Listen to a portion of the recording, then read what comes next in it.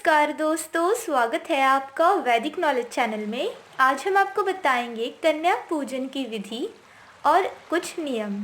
आज का ये वीडियो स्टार्ट करने से पहले अगर आपने चैनल को सब्सक्राइब नहीं किया है तो प्लीज़ इसे सब्सक्राइब करें और साथ ही बेल आइकन को भी दबा दें ताकि आपको हमारे चैनल के नए अपडेट्स मिलते रहें।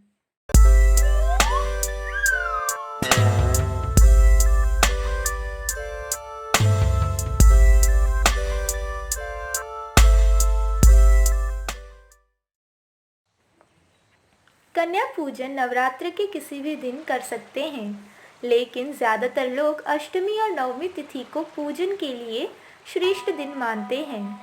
माता रानी का स्वरूप माने जाने वाली कन्याओं की पूजा के बिना 9 दिन की शक्ति पूजा अधूरी मानी जाती है, क्योंकि माँ हवन, तप और दान से इतनी प्रसन्न नहीं होती जितनी कन्या पूजन से होती हैं। कुछ लोग उपवास के अंतिम दिन यानी नवमी तिथि को कन्या पूजन करने का संकल्प लेते हैं और कन्या भोज के बाद ही नवरात्र समापन हो जाता है।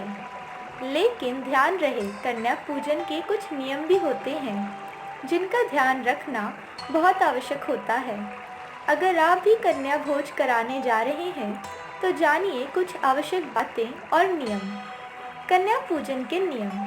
कन्या पूजन करने से माँ भगवती की कृपा प्राप्त कर सकते हैं, क्योंकि इनमें आदि शक्ति का वास होता है। कन्या पूजन के दौरान ध्यान रखें कि कन्याओं की उम्र 2 से 10 साल की उम्र के बीच होनी चाहिए।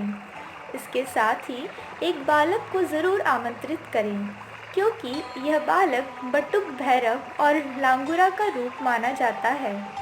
आदि शक्ति की सेवा और सुरक्षा के लिए भगवान शिव ने हर शक्ति पीठ के साथ साथ एक भैरव को रखा हुआ है, इसलिए देवी के साथ इनकी पूजा भी ज़रूरी मानी जाती है।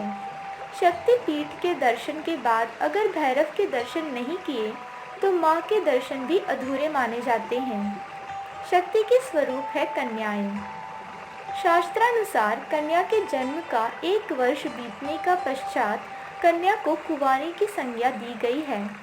2 वर्ष की कन्या को कुमारी, 3 को त्रिमूर्ति, 4 को कल्याणी, 5 वर्ष को रोहिणी, 6 को कालिका, 7 को चंडिका, 8 वर्ष की सांभवी, 9 वर्ष को दुर्गा और 10 वर्ष की कन्या को सुभद्रा माना गया है। नवरात्र में एक कन्या एक तरह की अव्यक्त ऊर्जा का प्रतीक होती है और उसकी पूजा से यह ऊर्जा सक्रिय हो जाती है। इनकी पूजा करने से सभी देवियों का आशीर्वाद और कृपा प्राप्त होता है। कन्या पूजन विधि। नवमी तिथि के दिन कन्या पूजन से पहले घर को स्वच्छ कर लेना जरूरी है, क्योंकि आने वाली कन्या स्वयं माता का स्वरूप मानी जाती है। पहले घर का माहौल साफ सुथरा कर लेना चाहिए, तभी कन्या पूजन का फल मिलता है। कन्या पूजन में 9 कन्याओं के साथ एक बालक का पूजन करना उत्तम माना गया है, लेकिन अगर संभव नहीं हो तो कम से कम 2 कन्याओं को ज़रूर भोजन कराएं। कन्या भोज पूजन से कन्याओं और बालक के पैर दूध या फिर पानी से अपने हाथों से साफ करें, क्योंकि स्वयं देवी माँ की सेवा मानी जाती है। इसके बाद उनके पैर छूकर उनको साफ स्थान पर बैठाएं। कन्याओं को खीर, पूरी, हलवा, चना इत्यादि खिलाएं, फिर माथे पर अक्षत, फूल, कुमकुम का तिलक लगाएं। इसके बाद उनको दान में रुमाल, लाल चुनरी, फल, खिलौने आदि भेंट स्वरूप दें और उनके चरण छूकर आशीर्वाद लें। दोस्तों, इस वीडियो से पहले हमने आपको राशि अनुसार आप कन्याओं को क्या भेंट दे सकते हैं इसके बारे में बताया है। डिस्क्रिप्शन बॉक्स में आपको उस वीडियो की लिंक मिल जाएगी। भेंट देने के बाद उनको खुशी खुशी विदा करें। ऐसा कहा गया है कि विधि विधान से कन्या पूजन करने से नवरात्र के व्रत का पूर्ण फल मिलता है और माता रानी प्रसन्न होकर सभी मनोकामना पूरी करती हैं। ये थी जानकारी कि कन्या पूजन की विधि क्या है और कुछ नियम।